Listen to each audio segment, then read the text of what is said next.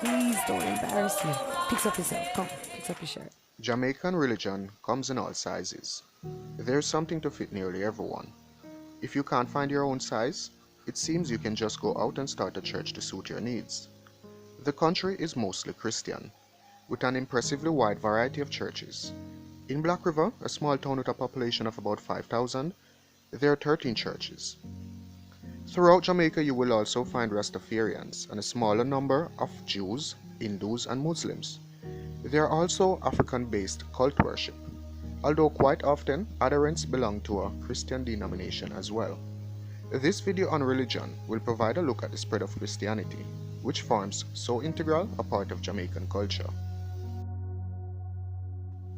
Welcome back to Elite Jamaica, the place you come to learn about Jamaica and Jamaicans.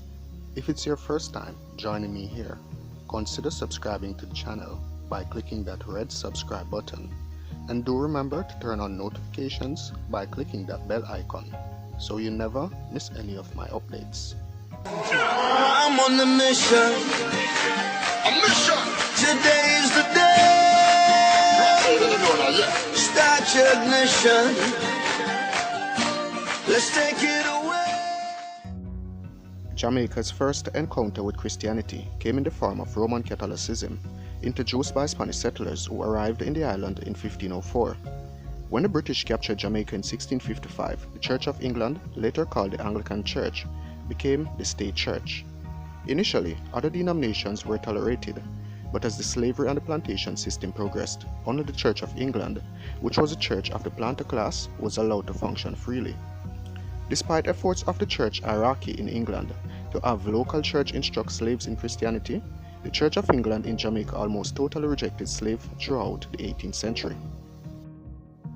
In 1754, the Moravians landed in Black River as the first missionaries and devoted themselves to the conversion of Jamaica's non-white population.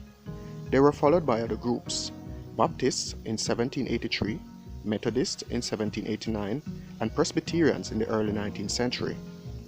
Because these nonconformist denominations preached a message of equality for all men, they met with extreme and at times violent opposition from the slave-owning class and the state church. The fears of the plantocracy were well-founded, as the message of the missionaries, who were both black and white, became a catalyst for the eventual abolition of slavery in 1834 and emancipation in 1838. The Church of England attempted reforms when emancipation was imminent, but for the most part it was rejected by the slaves that it had previously alienated. After emancipation, it was primarily the missionary churches that helped to resettle and educate the newly freed slaves. In 1860 to 1861, a period of intense religious activity occurred in Jamaica. It was called the Great Revival. It started in the nonconformist churches, using vibrant evangelism to spread Christianity throughout the country. In this time of religious fervor, African elements and rituals which were still entrenched in the lives of ex-slaves intermingled with Christian beliefs, and the outcome was a genuinely Jamaican religion called revival.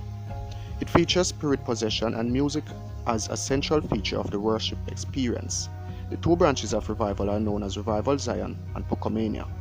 Can I invite the church to just lift their hands and just praise the Lord, everybody? Just everybody all over this building, just lift your hand and just wave it to the King of Glory. Just wave your hands to the Lord. Amen. Praise God, praise God, praise God. Listen, the anthem of our heart this morning is not the Jamaica anthem, though you might see us in our black, green, and gold. Is that someday I'm going to go where Jesus is. Let me see the hands of all those that are going where Jesus is someday. In 1872, the Church of England was disestablished as the state church. It redeemed itself somewhat by being responsible for the establishment of some of Jamaica's best schools, and now embraces individuals from all levels of society. Newer denominations such as Salvation Army, African Methodists, Jehovah's Witnesses, the Ethiopian Orthodox Church, Mormons, and Baha'i came in the late 19th and early 20th century. The largest single denomination in Jamaica today, the Seventh-day Adventist Church, came to Jamaica in 1894. It has made a name for itself in education with the establishment of the Northern Caribbean University in Mandeville. The Pentecostal movement started in Jamaica from about 1918. It blossomed in the 1940s when missionaries from America came to the island during an upsurge in American revivalism. Pentecostalism appealed to the poor who had been alienated by the established churches.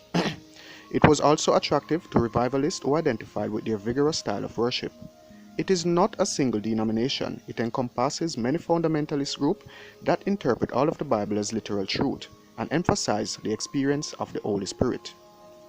Throughout the late 20th century and into the 21st century, many more churches and denominations have been established. There are often movements that break away from previously established churches. Many start out as crusades and on their tent. The tent may stay up for months to be replaced by a simple building, usually made of plywood. Then in a few years, a more substantial structure may be built. The style of worship in Jamaican religion varies from very reserved to non-stop action. Despite male-dominated leadership in most churches, congregations are predominantly female. Although the Seventh-day Adventists, who worship on a Saturday, are the largest denomination, they are far outnumbered by Sunday worshippers, most of whom belong to Pentecostal movement. The non-fundamentalists such as Anglicans, Roman Catholics, Moravians, Baptists, Methodists, and the United Church still maintain a strong presence, although they are generally on the decline. Jamaican religion today, as far as Christianity goes, is a true lesson in diversity. It has played a pivotal role in Jamaica's history and continues to influence our society today. Thank you for joining me again, guys. I really do hope you found this video interesting or informative. If so, please give it a thumbs up, and remember that you can subscribe to Elite Jamaica by clicking that red subscribe button. And remember to turn on notifications by clicking the bell icon so you always receive my videos. Until then, I am Alex. Bless. I'm on the mission. A mission. Today's the day. Start your ignition. Let's take it away.